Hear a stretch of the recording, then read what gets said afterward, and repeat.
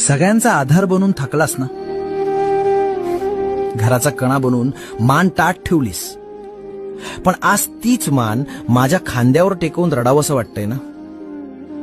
जगाला तुझा राग दिसतो, पण मला तुझा थकवा दिसतो. तू कधीच कोणासमोर हात पसरले नाहीस. स्वतःच्या इच्छा मारून तू दुसऱ्यांची स्वप्न पूर्ण केलीस. पण तुझ्यासाठी कोण रे? तुला कोणी विचारलं दमलास का? नाही ना. तुझ्या या दगडासारख्या दिसणाऱ्या शरीराच्या आत एक लहान मूल दडलंय, जे खूप एकटंय. आज तो मुखवटा काढून टाक. खंबीर माणसालाही रडण्याचा अधिकार आहे. जगाचा भार वाहणारा तू असलास तरी तुझा भार वाहणारा मी आहे. शांत हो, भिवू नकोस. मी तुझ्या पाठीशी आहे.